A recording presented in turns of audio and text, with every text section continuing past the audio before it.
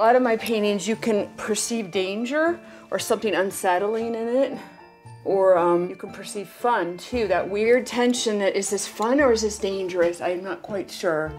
I really like that tension, because that's kind of like childhood, you know, or adulthood, really. Is this good or is it dangerous, you know?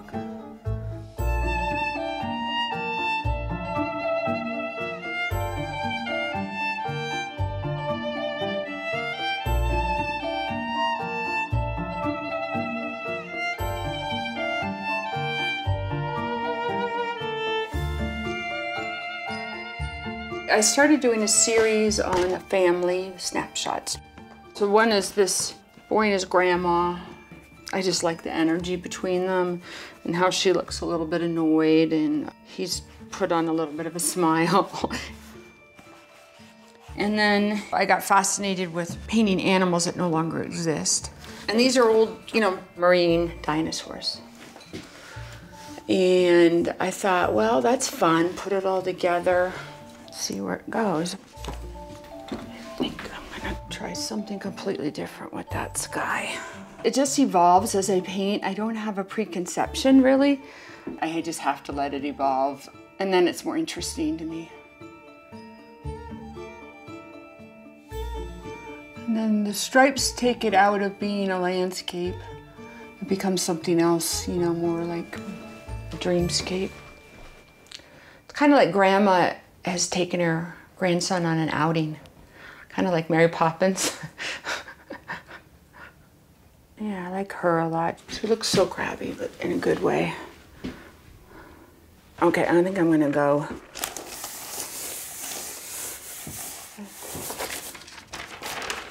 So it just adds another little weird thing to work with.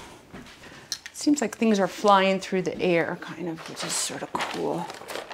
I like it. I like where it's going. So I grew up with art all around me. All my life, I saw my mom work in her studio. She was a ceramicist my whole childhood, and when I was a teenager, she began painting California landscapes. And I thought, well, I'll do something different. She doesn't do photography, really. I'll do photography. I thought, I'm going to go to New York and I'm going to be a fashion photographer, which is an insane idea if you don't have an uncle or a parent in the business. And I just kept at it. I didn't give up. I had talent, but I was very persistent. I loved it. I really loved it. And I photographed Moby, I photographed Kate Moss, Lenny Kravitz, Morgan Freeman. I photographed a lot of music people for Interview magazine. I did a lot of album covers too. But I think what fascinated me about it is it's a theater. There's a drama happening. There's a story being told. It's costumes and drama and lighting and characters. So to me, I was the director of a play, and it's a narrative image I'm making. And I carried that right into painting. My paintings are narratives. You can look at it and decide what it is for you.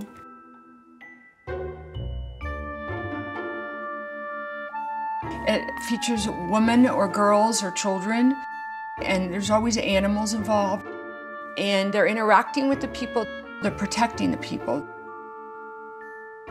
The animals are really special because they're the goodness. They're what's pure, where people are deeply flawed. This is my aunt's book, Wonders of Life on Earth. And I find a lot of cool stuff in here because it's old. The photography's not the best, they're sort of blurred, and the color is kind of weird. I like that too, the weird color. So I get all inspired by these. Maybe they'll show up in a painting. Several of them have already. This is a photograph of what appears to be a flying koala sailing through the air. And I put him in the painting called Jungle. And in that painting, my niece is throwing up her hair and then this flying koala next to her. So it looks like he's gonna land on her, but in a very good way. You know, I don't think he's gonna hurt her. They mean well, all the animals.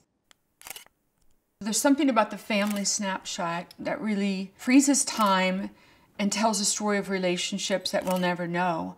But, you know, you're just trying to dent the surface of a story. and I looked at old family photos, including my own, and I painted my daughters playing on a bed, and it's just a sweet memory from the past, right? There's memories that aren't so sweet, but the sweet ones you want to grab onto and immortalize them in a way.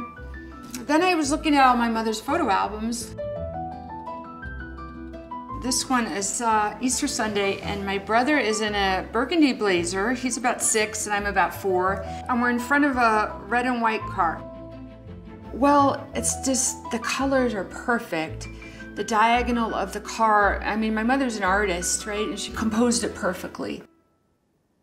Paula Bullwinkel is my mother. She studied fashion design in college, and then within 2 years she got married. And I think she had a very tough time because the world just wasn't gonna let women do what they wanted. They were supposed to fit into the mold at that time. My mother passed away unexpectedly. It's hard when they go, when you don't have a chance to say goodbye, but in another way, we're communicating all the time, both my parents and I. I feel like I can converse with them in my head, as odd as that sounds. It's a feeling, you know, that she's around and present. I painted my mother and I in Venice, and it's 1969, and I'm 10 years old. I painted it very quickly, and it was cathartic, and I just sobbed when I was done. It makes me want to cry. Really out of joy, because she was there with me when I painted her, and she's just beautiful, and she was a beautiful woman. I do work out things that bother me in my paintings, and it could be very unconscious. You know, addressing fears is a big part of art making, I think, even if it's not even clear. And I find it very necessary for my personal equilibrium to keep doing that. What we love about Paula's work is that it is at once familiar and mysterious at the same time. It's not intimidating, it's not terrifying, but it's still unsettling. It is like our world right now. We've gone from what we know and what we assume is real, and then there's this undercurrent that is starting to pop up. And I think that's in part why these paintings can be so engaging with people. You want to find the answer, and the answer is never given.